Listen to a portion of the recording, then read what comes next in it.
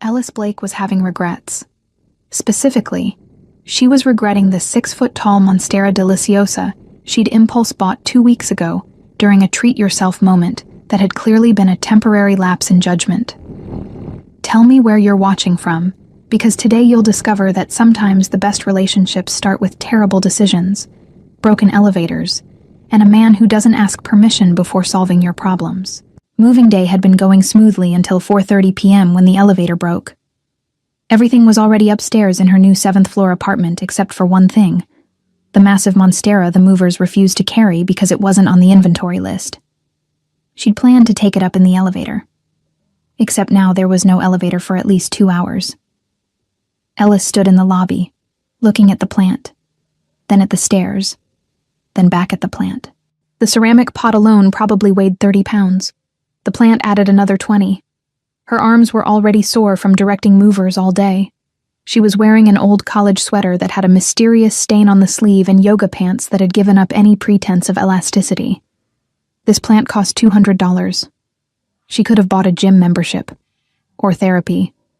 Both would have been smarter choices. But she was not leaving a $200 plant in the lobby overnight, where it could be stolen, damaged, or adopted by someone with better judgment. "Okay," she said to the plant. "You and me.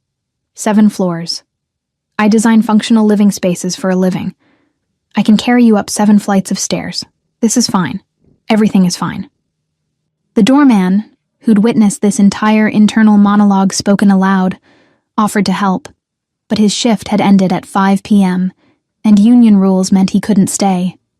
He wished her luck with the sincerity of someone who knew she'd need it. Ellis bent her knees, got her arms around the pot, lifted. Immediately regretted every choice that had led to this moment. The plant was heavier than she'd estimated. Her architectural training had apparently failed to account for the density of ceramic and the awkward weight distribution of large tropical plants. She made it to the 2nd-floor landing before her arms gave out. Set the plant down. Her lower back was already protesting. This plant cost $200. She could have bought a gym membership, or therapy. Both would have been smarter choices. If she died here carrying a Monstera up 7 flights of stairs, that was going on her tombstone. Need help? She straightened, turned. The man on the stairs was unfairly attractive. Tall, dark hair, strong features, wearing workout clothes that showed exactly why he was coming from the gym. "I'm fine," Ellis said, which was obviously a lie. "Just resting." He looked at the plant, looked at the 5 flights still ahead, raised an eyebrow.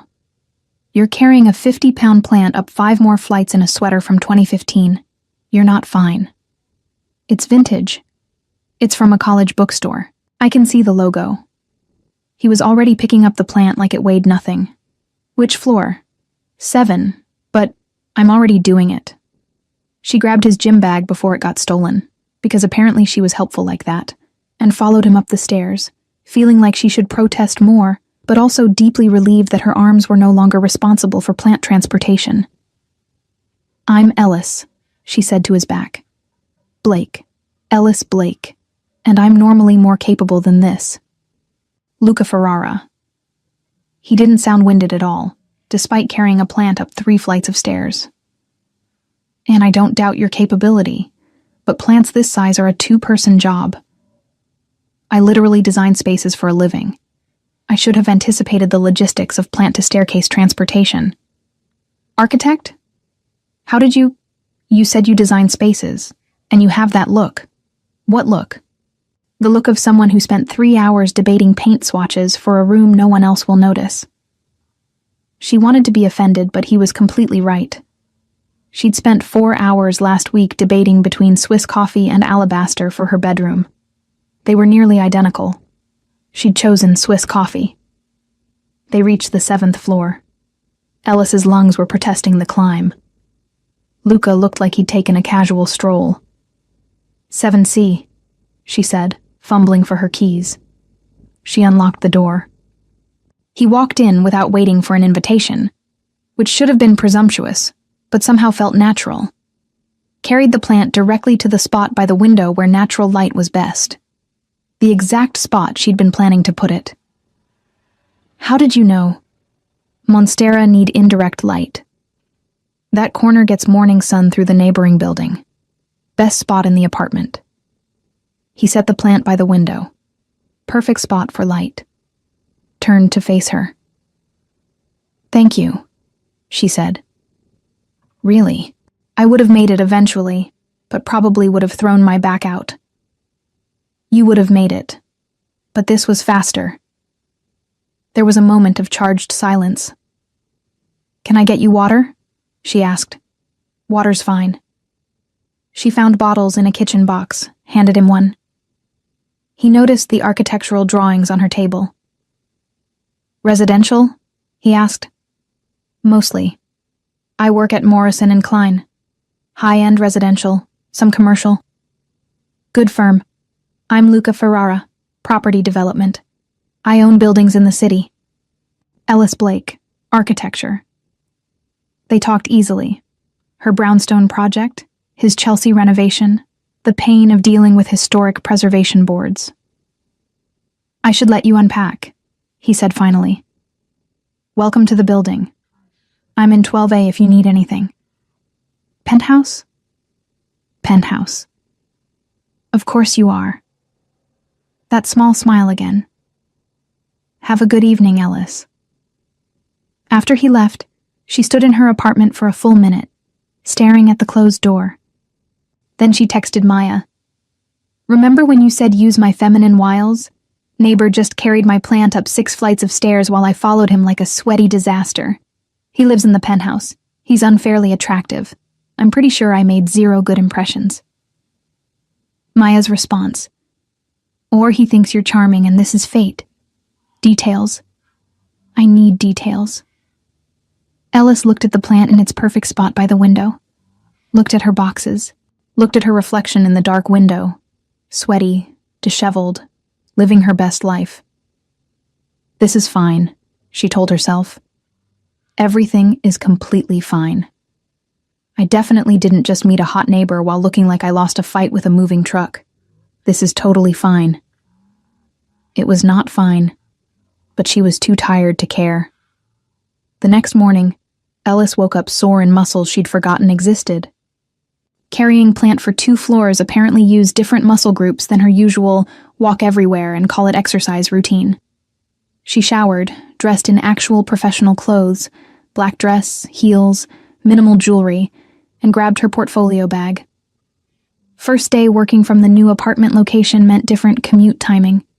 She needed to leave by 7:45 to make the office by 8:30. The elevator was working again. Small mercies. In the lobby, she grabbed coffee from the small cafe that occupied the corner of the ground floor. One of those bougie places that charged $7 for a latte and made it almost worth it. She was adding sugar when a familiar voice said, Ellis, looking more put together. She turned.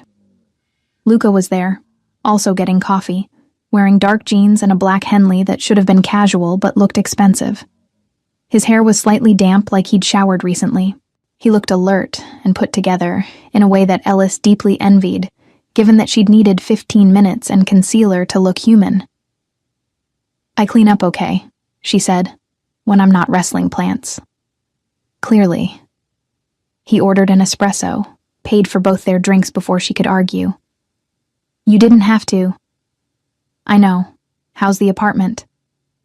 Still mostly boxes, but the plant is thriving in its new home, so that's something. Priorities. Exactly. Who needs furniture when you have a well-placed monstera? The barista called their orders. Luca handed Ellis her latte. Where are you headed? He asked. Work. Midtown. I have a client meeting about a brownstone renovation in Brooklyn. Historic preservation? The worst kind.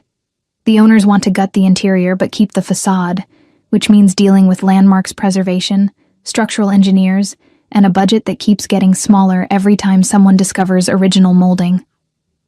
Sounds complicated. It's a nightmare. I love it. She checked her phone.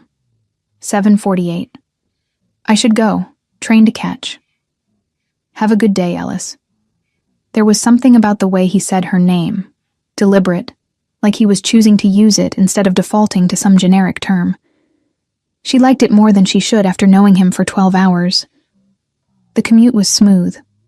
The meeting was productive. She spent the afternoon drafting revisions and arguing with engineers about load-bearing walls. Normal architect stuff. Around 6 p.m., her phone buzzed. Text from unknown number. "It's Luca from 12A. Fair warning. Building is doing fire alarm testing tonight at 8 p.m. Extremely loud. Thought you should know since you just moved in." She saved his number, texted back. "Appreciate the warning. Will plan my mental breakdown accordingly. If you need somewhere quiet to work, my place has thick walls." She stared at that message for a full 30 seconds. Was he offering his apartment? Or just being neighborly? Was there a difference? She typed, "That's nice of you, but I'll survive. I have noise-canceling headphones and poor life choices." The offer stands. She didn't take him up on it, but the fact that he offered did something weird to her chest that she chose not to examine too closely. The fire alarm testing was, as promised, extremely loud. Ellis put on headphones, blasted music, and unpacked boxes, while questioning her choice to move into a building that apparently believed in thorough safety protocols. Around 9 p.m., she heard knocking on her door over the music. Luca was standing there with a bottle of wine and takeout containers. "You didn't answer your phone," he said. "What?" He gestured at her headphones. She pulled them off. "The alarm testing was extended another hour. Figured you might want dinner and noise elsewhere. My offer still stands." She should say no. Should maintain professional boundaries with attractive neighbors she barely knew. Should not accept invitations to penthouses from men who looked like they could break her in half or ruin her life. She wasn't sure which was more dangerous. "What kind of takeout?" she asked. "Thai. I got 3 entrees because I wasn't sure what you'd like." "You brought me food without asking first?" Seemed presumptuous to ask without bringing a peace offering. She looked at him, at the wine, at the takeout, at her apartment where fire alarms were still shrieking at regular intervals. "Okay," she said. "Yes. Let's go to your place before I commit noise violation murder." His penthouse was exactly what she expected, and somehow more. Floor-to-ceiling windows overlooking Central Park. Modern furniture that managed to look comfortable instead of sterile. Open floor plan with a kitchen that made her apartment's galley situation look like a closet. Art on the walls that was either very expensive or very good reproductions. She couldn't tell which. "This is obscene," she said. "It's home." "Your home has a view of Central Park, and what I'm pretty sure is original mid-century modern furniture. My home has boxes and that plant you carried." "The plant is nice." "The plant is the only thing I've successfully arranged." He set the takeout on the dining table. Actual dining table, not folding table from Target situation. Poured wine. Plated food like they were civilized adults instead of near strangers eating Thai food on a Tuesday night. "So," Ellis said, sitting down. "Property development. What does that actually mean?" "Buying buildings, renovating them, managing properties, sometimes developing new construction. Mostly dealing with contractors, permits, and people who think they can DIY electrical work. Every architect's nightmare client. Every property owner's nightmare tenant." They ate, talked. He asked about her work. She told him about the brownstone project, the clients who kept changing their minds, the engineer who insisted every wall was load-bearing until proven otherwise. He told her about a building in Chelsea he was renovating, the tenant who'd been there since 1987 and refused to leave despite offers, the permit process that had taken 8 months. The conversation was easy, comfortable, like they'd known each other longer than 24 hours. Around 11, Ellis realized she should probably go home. She started. "Let me help you with your furniture," Luca said. "Tomorrow evening. I'm free after 6. "You don't have to." "I know, but you need furniture arranged and I'm available. Seems practical." She studied him. He looked sincere. Not like he was trying to get something, just offering help. "Okay," she said. "Tomorrow, 6 p.m., but I'm buying dinner." "Deal." He walked her downstairs to her apartment despite living 5 floors up, which was either gentlemanly or ridiculous. She couldn't decide. At her door, "Thank you for tonight. The food, the quiet apartment, the distraction." "You're welcome." Another charged moment. This time she was very aware of how close he was standing, how good he smelled, how his eyes were dark and focused on her face like she was the most interesting thing in the building. "Good night, Ellis." "Good night, Luca." She went inside, closed the door, stood there for 30 seconds processing. Then she texted Maya, "Help. I think I like my neighbor, and I'm pretty sure he likes me back. This is a terrible idea, right?" Maya, "Terrible ideas make the best stories. Go for it." The next day was Wednesday. Ellis worked from home, had video calls with clients, revised blueprints, and tried not to think about the fact that Luca was coming over at 6 to help her arrange furniture. At 5:30, she changed clothes 3 times before settling on jeans and a sweater that looked casual, but not, "I'm trying too hard," casual. He showed up at 6 exactly, wearing jeans and a t-shirt that revealed muscular forearms and made Ellis forget how to form complete sentences for a solid 5 seconds. "Where do you want to start?" he asked. "Living room. The couch is against the wrong wall and I can't move it alone." They spent 2 hours arranging furniture. He had good spatial awareness, which made sense for someone in property development, and didn't argue when she changed her mind 3 times about the bookshelf placement. "This is why I'm single," she said, after moving the bookshelf for the 4th time. "I'm too indecisive about furniture." "That's not why you're single." "Oh, why am I single then?" "You're focused on your career, too independent. Guys don't know what to do with that." "Did you just psychoanalyze me while moving my bookshelf?" "I read people. Occupational hazard." "What occupation requires reading people?" "Business. You learn fast who's serious and who's wasting your time." "Fair point." Around 8, they ordered pizza. Ate it sitting on her floor because her dining table was still covered in unpacking chaos. "This is very college," Ellis observed. "College was easier." "College was terrible. I had 3 roommates, no money, and a professor who gave me a C on a project because I used too much glass." "Too much glass?" His words. "Glass is a crutch for architects who can't create interesting spaces with solid materials." He was pretentious and wrong. "What did you do?" "Redesigned the project with only solid materials, made it boring as hell, got an A-." Luca laughed. "Petty."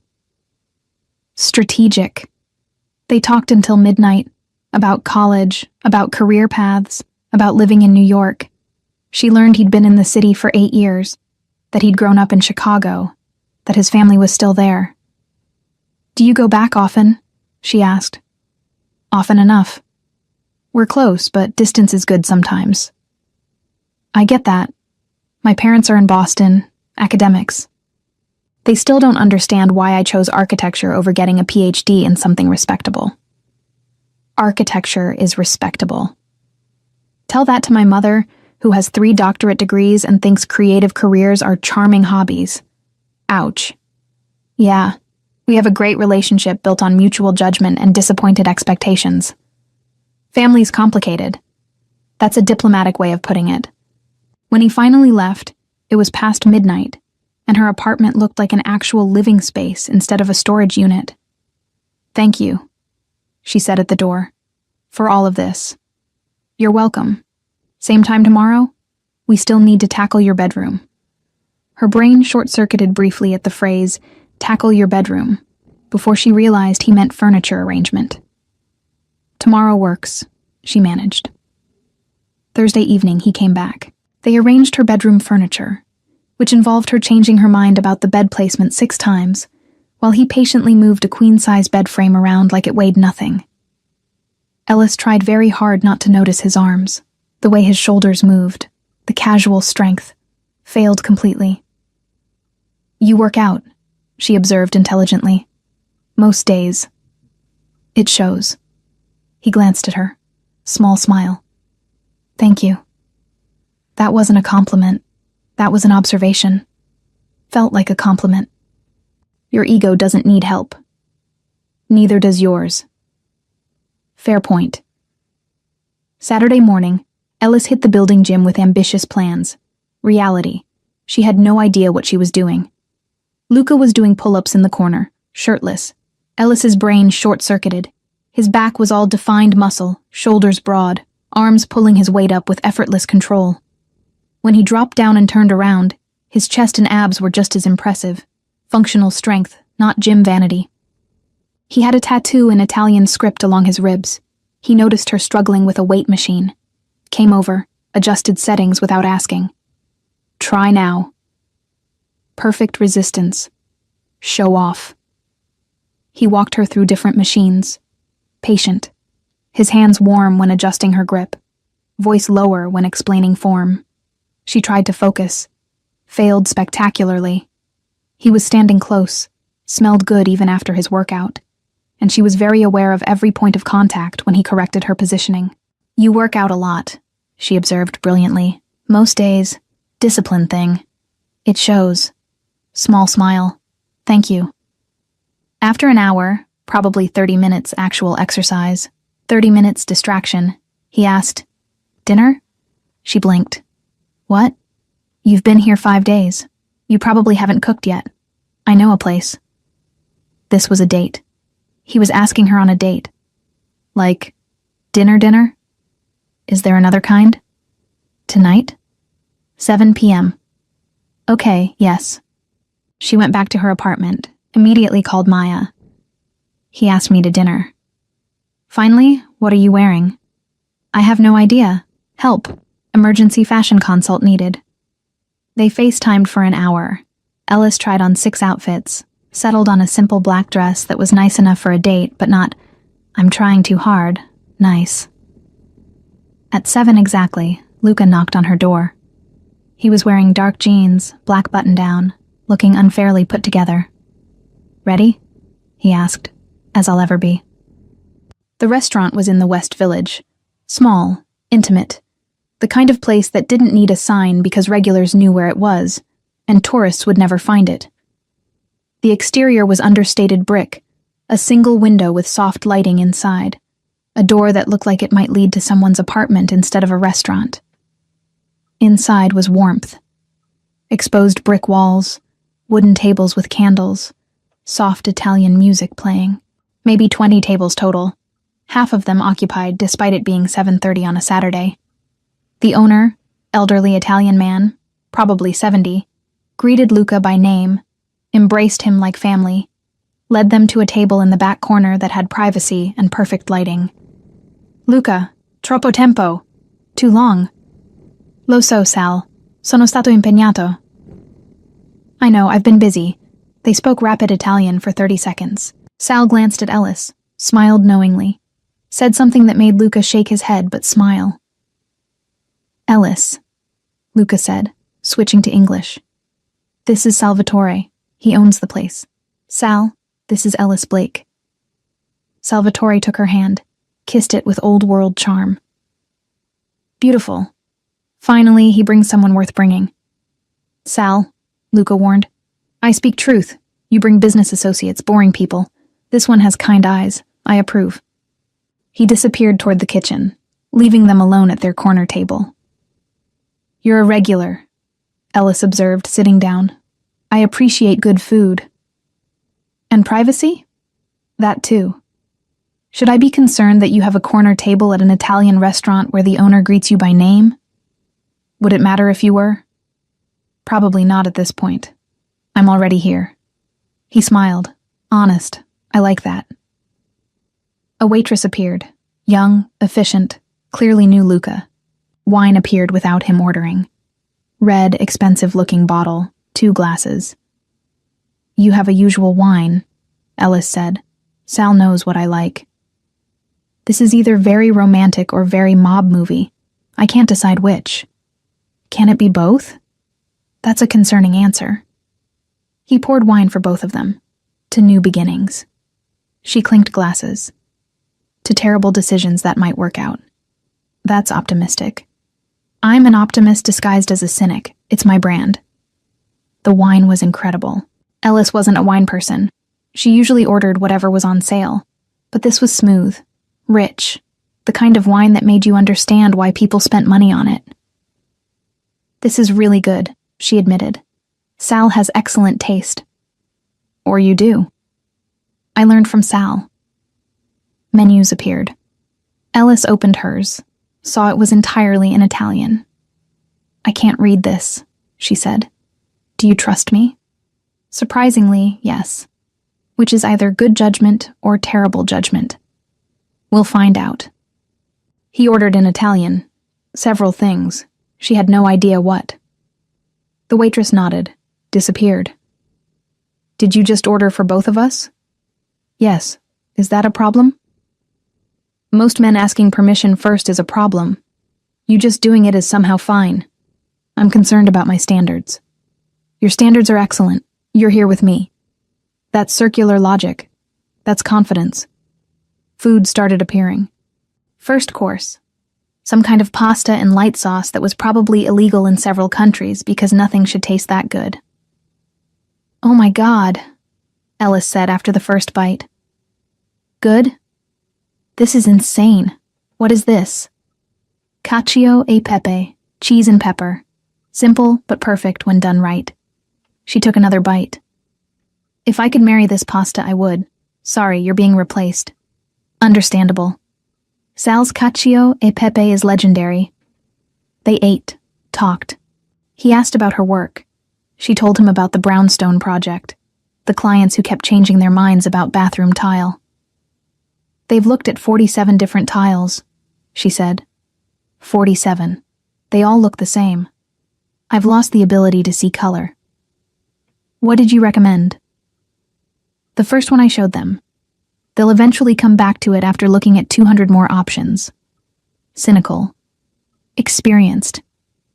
He told her about a building in Chelsea he was renovating. Historical preservation requirements that made everything complicated. A tenant on the third floor who'd been there since 1987 and refused to leave despite generous buyout offers. She's 83, he said. Rent controlled. She pays $600 a month for a 2-bedroom. Market rate would be $4,000. Can you force her out? Legally? Eventually. But she's 83. I'm not forcing out an old woman. So what are you doing? Renovating around her. She can stay as long as she wants. Ellis studied him. That's kind of you. That's practical. Bad press isn't worth $4,000 a month. I don't believe that's your only reason. He smiled. Maybe not. Second course arrived. Some kind of fish and white wine sauce with vegetables that looked like art. I'm going to gain 10 pounds eating like this, Ellis observed. Worth it. Absolutely worth it. They talked about everything. Her childhood in Boston. Academic parents who'd expected her to follow in their footsteps, get a PhD, become a professor. Her decision to do architecture instead had been mild rebellion. They were disappointed, she admitted. Not angry, just concerned I was wasting my potential on something creative instead of something serious. Architecture is serious. Tell that to my mother, who has 3 PhDs and thinks anything that isn't peer-reviewed isn't real work. Do they know you're good at it? They've seen my projects. They say nice things. But there's always this undercurrent of, but imagine if you'd done something important. That's terrible. That's family. Do you have siblings? 3 brothers, all in Chicago, all involved in family business. Close. Close enough. Distance helps. Too much family can be overwhelming. Says the man who has Sunday dinners with extended family. Says the woman who moves across the country to avoid academic disappointment. Fair point. Dessert appeared. Tiramisu that should have been illegal. I can't eat another bite, Ellis said. Yes, you can. She could. The tiramisu was perfect. She made sounds that were probably inappropriate in public. Luca watched her with amusement. You really like food. I really like good food. There's a difference. I don't have patience for mediocre anything. High standards. The highest. It's why I'm single. You're not single anymore. Her heart did something acrobatic. Is that what we are? Not single? Is that what you want to be? I don't know. We've known each other less than a week. Time is relative. That's physics, not relationships. Maybe relationships are physics. Two objects attracted to each other, pulled together by natural forces. That's the worst metaphor I've ever heard. But accurate? She looked at him. At his face in candlelight, his eyes focused on her like she was the most interesting thing in the room. At the easy way he smiled, the confidence without arrogance, the careful attention he paid when she talked. Maybe accurate, she admitted. He paid the bill, wouldn't let her contribute despite her protests. They left around 10, walked out into the village night. The city was alive around them, couples walking, street performers, the eternal sound of traffic and humanity. Walk? He suggested. Where? Nowhere. Just walk. They took the long route back. Through the village, past Washington Square Park where students and tourists mingled, up toward their building via streets that were residential and quiet. He told her stories about New York, places he'd lived, restaurants he'd discovered, the evolution of neighborhoods over 8 years. She told him about architecture school, all-nighters in the studio, professors who were brilliant and insane, friends she'd made and lost touch with. It was easy, comfortable, like they'd known each other longer than 6 days. Outside their building, he walked her to the door despite living there himself. I had a really good time, Ellis said. So did I. Moment of tension. They were standing close. Close enough that she could see the gold flecks in his dark eyes, could smell his cologne mixing with wine and restaurant warmth, could feel the magnetic pull of whatever this chemistry was between them. He didn't kiss her, gave her space instead. Good night, Ellis. Good night, Luca. She went upstairs feeling simultaneously disappointed and relieved. Disappointed because she'd wanted him to kiss her. Relieved because she wasn't sure she was ready for whatever came after that kiss. Her phone buzzed 20 minutes later while she was getting ready for bed. Luca. For what it's worth, I wanted to kiss you goodnight. Her heart stopped. Started again. Beat faster. Ellis. Why didn't you? Luca. Because when I kiss you, I want to do it right. Not rushed outside a building because the moment feels right. I want you sure. Ellis. And if I'm sure now? Luca. Then I'll see you tomorrow. Ellis stared at her phone. Typed and deleted 3 responses. Finally settled on, tomorrow, then. She texted Maya immediately. He didn't kiss me, but then texted saying he wanted to but wants me to be sure and I'm dying. This man is going to kill me. Maya. Good dying or bad dying? Ellis. Good. Definitely good. Help. Maya. No help. Just enjoy it. This is the fun part. The fun part. Right. The part where her heart was racing and her brain couldn't focus, and she was falling for a neighbor she barely knew, but somehow felt like she'd known forever. This was either the best decision or the worst decision. She was betting on best. Sunday afternoon, he texted, my place, 7 p.m., I'm cooking. She showed up in jeans and a sweater because this felt casual. He answered the door in similar clothes. Jeans, black t-shirt, barefoot. Come in. His apartment smelled amazing. Garlic, tomato sauce, bread. He was making pasta from scratch because apparently he was that person. You cook, she said. When I have time, it's relaxing. I microwave things and call it cooking. I'll teach you. He did. Walked her through making fresh pasta, patient when she messed up the first batch, encouraging when the second batch turned out decent. They drank wine. He told her stories about learning to cook from his mother.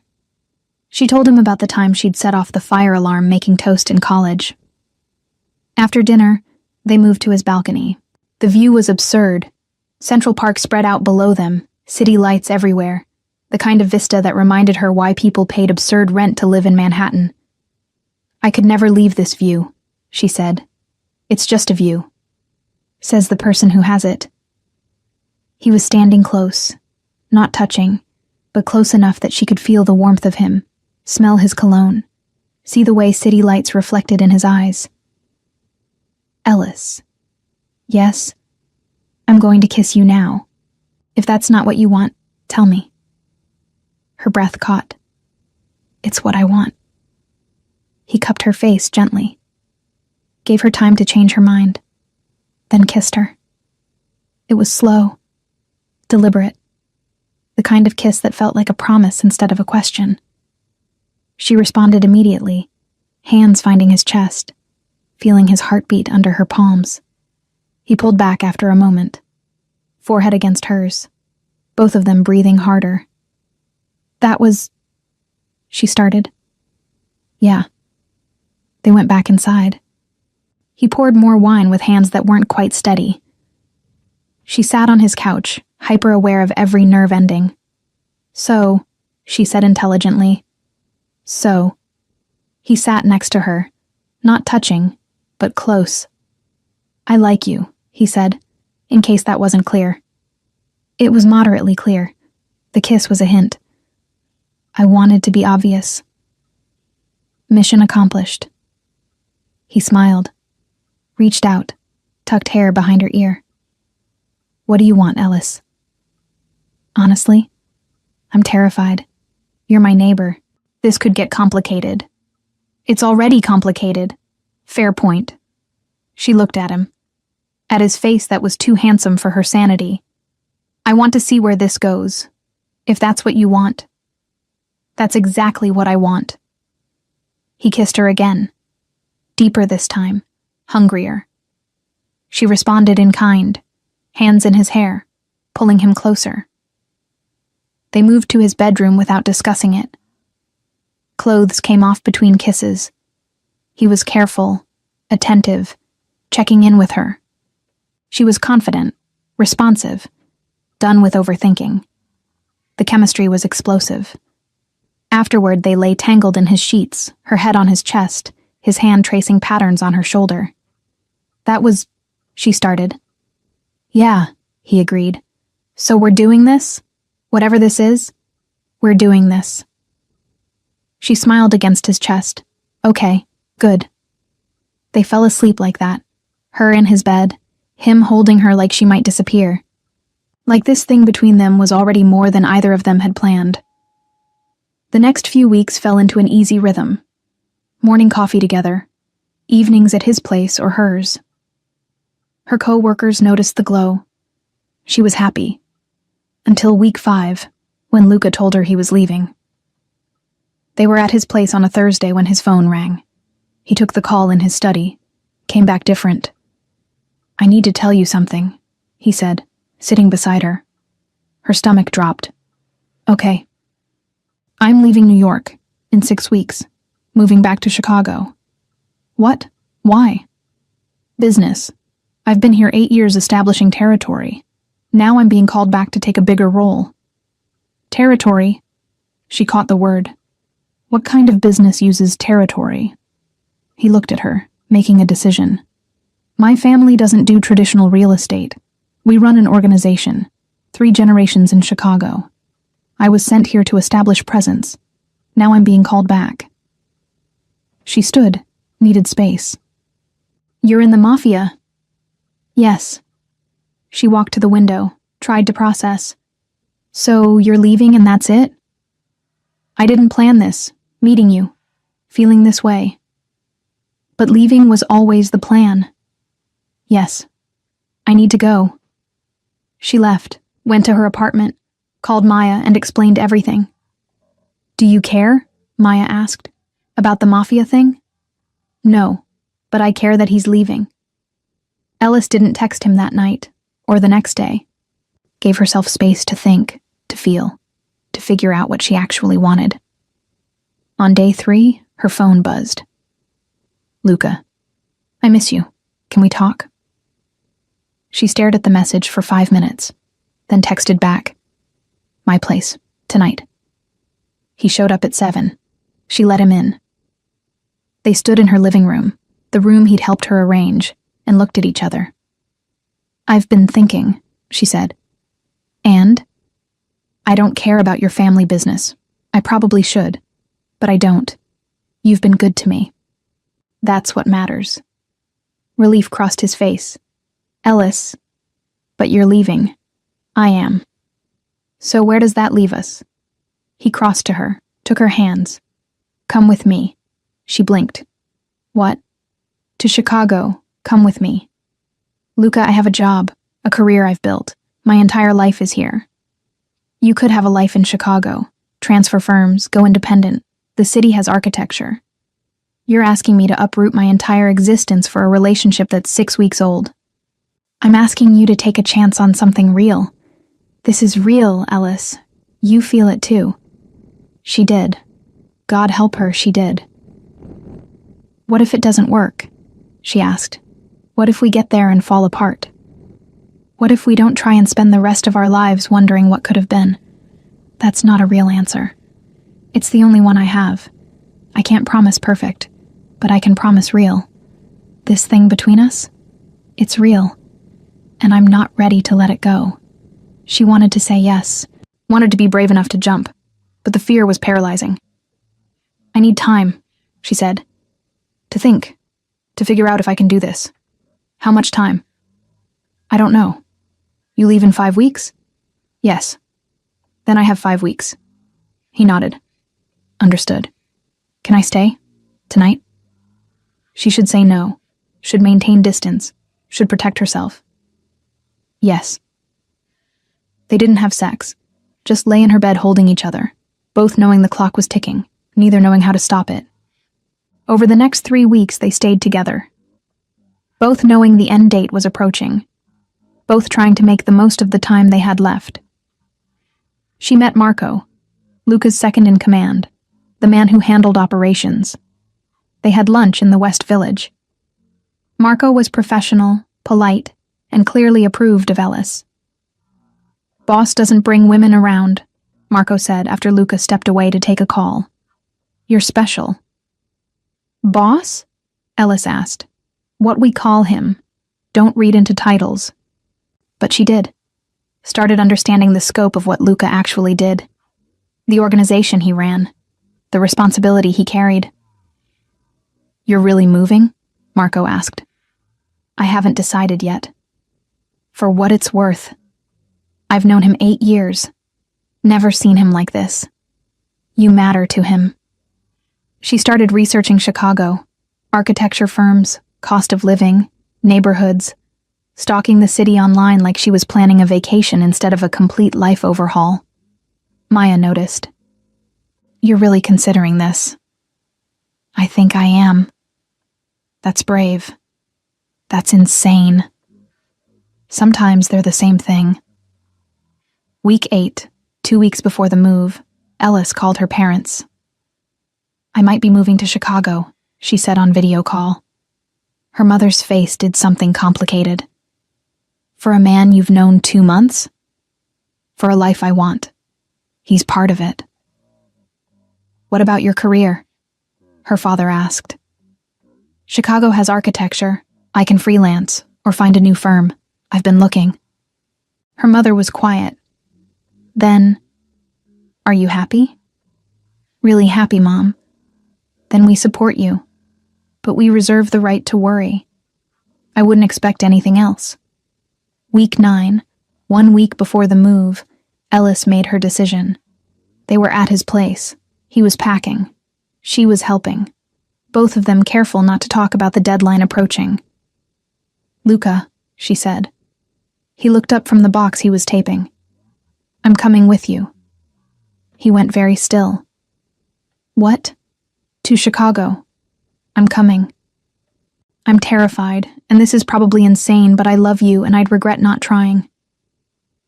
He crossed the room in 3 steps, kissed her hard. "You're sure?" "No. I'm terrified. But I love you. Have since week 3, even though I didn't say it because it felt too fast. But it's true. I love you." "I love you too," Have since week 2. Week 2? You didn't say anything. Didn't want to scare you off. She laughed, kissed him. We're really doing this. We're really doing this. She gave notice at Morrison & Klein the next day. Her boss was disappointed but understanding. Had connections in Chicago, offered recommendations. She reached out to firms there, had 3 video interviews lined up, started packing her apartment again. Less than 3 months after moving in. Maya helped. This is insane, Maya said, taping boxes. I know. But also kind of romantic. Also that. Call me every day. Visit. Let me come visit. I need to approve of your new Chicago life. Deal. The last week in New York was a blur. Goodbye dinners, final meetings, packing everything she owned, including the massive monstera that had started this entire thing. We're bringing the plant, Ellis insisted. It's 6 feet tall, Luca pointed out. It's symbolic. The plant started this. The plant comes. You're ridiculous. You love me anyway. I really do. Their last night in New York, they stood on his balcony, soon to be someone else's balcony, looking at the view one last time. Nervous? He asked. Terrified. Excited. Both. My family is going to love you. Or hate me for keeping you away for 8 years. You didn't keep me anywhere. I was always coming back. You just made leaving harder and coming back better. Smooth. Honest. They flew to Chicago on a Wednesday afternoon. Ellis sat by the window, watching New York disappear below them, trying not to have a complete panic attack about the fact that she was moving to a new city with a man she'd known for 10 weeks. Nervous? Luca asked, hand on her knee. Terrified, but also excited. Is that normal? That's exactly normal. The flight was short, 2 hours. Luca had arranged movers for their stuff, including the ridiculous monstera that had started everything. Ellis had packed 2 suitcases of immediate necessities and tried to convince herself this wasn't insane. Landing in Chicago felt surreal. O'Hare Airport was massive, crowded, different from LaGuardia in ways she couldn't articulate. Luca navigated everything with the ease of someone who'd grown up here, knew the city in his bones. They took a car service. Black SUV. Professional driver who called Luca Mr. Ferrara. With deference that Ellis was starting to recognize meant something more than just politeness. The drive into the city showed her a Chicago she'd never seen as a tourist. Not downtown, not the Loop, but residential neighborhoods that felt historic and lived in. Gold Coast, Luca explained. Old money Chicago, where his family had been for 3 generations. His brownstone appeared on a tree-lined street that looked like it belonged in a period drama. 4 stories, original stone facade, wrought iron details, the kind of property that made Ellis's architect brain light up with appreciation. You own this? She asked as they pulled up. Family property. I grew up 3 blocks from here. This one was my grandfather's. The interior made her want to cry with joy. Hardwood floors that were original and perfectly maintained. Exposed brick on accent walls. Crown molding that was actually from 1890-something, not reproduction. A fireplace with original tile. Modern kitchen that respected the historic bones of the space. The furniture was minimal, but high quality. Living room with comfortable seating facing the fireplace. Dining room with a table that could seat 8. Office on the 2nd floor with built-in bookshelves. Master bedroom on the 3rd floor with windows overlooking the street. This is incredible, Ellis said, standing in the living room, turning in a circle to take it all in. It needed work when I bought it. Spent 2 years renovating. You did this? Hired people who knew what they were doing. But I oversaw everything. Wanted it done right. She walked through each room, noting details. The way he'd preserved original elements while updating mechanicals. The thoughtful placement of modern interventions that didn't fight with historic character. The respect for materials and craftsmanship. I love it, she said honestly. This is exactly how historic renovation should be done. High praise from an architect. Earned praise. This is really beautiful, Luca. He came up behind her, wrapped arms around her waist. It's home. Our home now. Our home. The words settled something in her chest. This wasn't just his space she was invading. This was theirs. He'd said it like it was fact. Our home, she repeated. I like the sound of that. That evening, they unpacked essentials.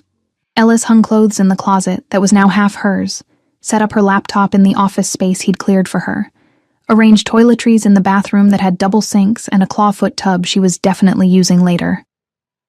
Around 7 p.m., Luca emerged from the office where he'd been on calls all afternoon. My mother wants us for dinner tonight.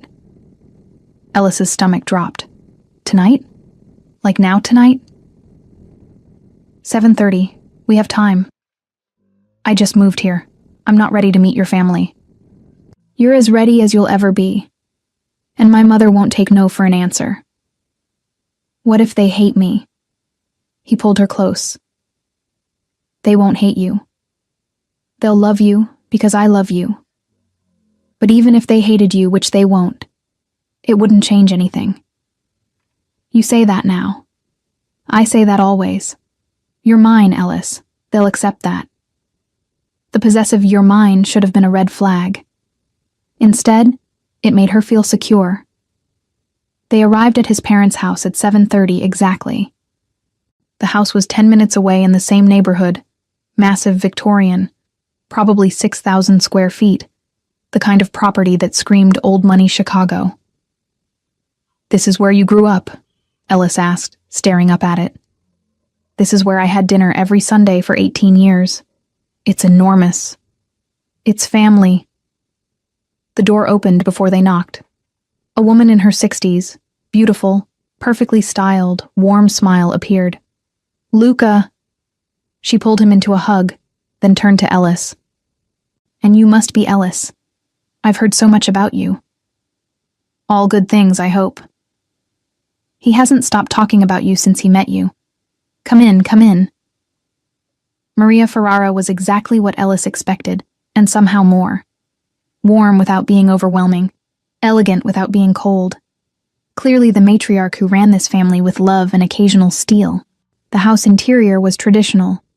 Dark wood, antique furniture, oil paintings, the accumulated wealth of 3 generations displayed without ostentation. The dining room table was set for 8.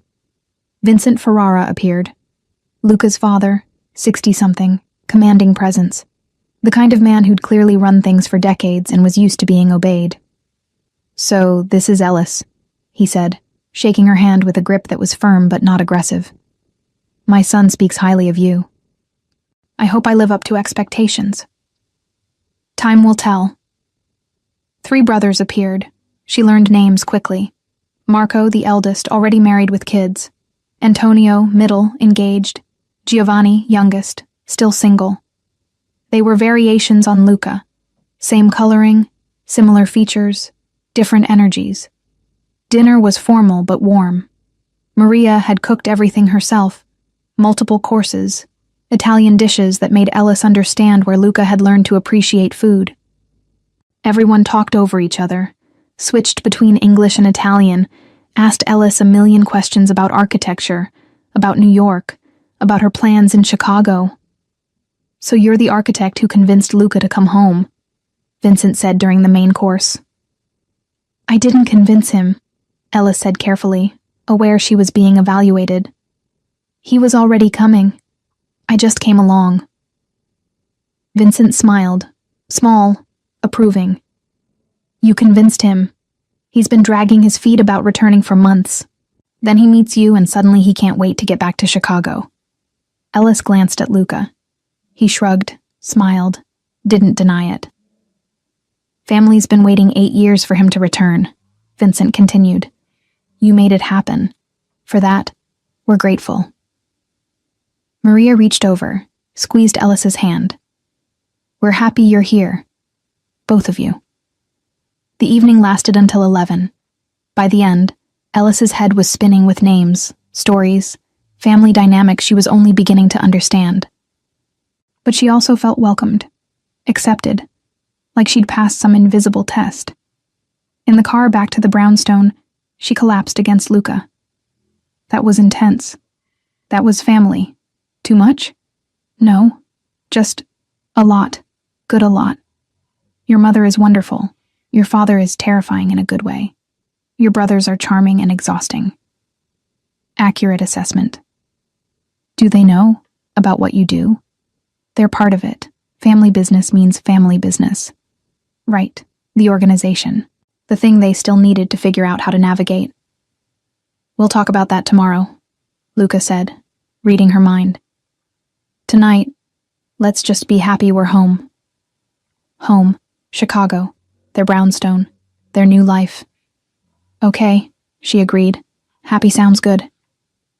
3 months later, Ellis had settled into Chicago faster than expected. She was freelancing, 3 clients already, all residential projects, working from the home office in the brownstone. Her routine was different, but good. She'd found her coffee shop, her running route, her rhythm.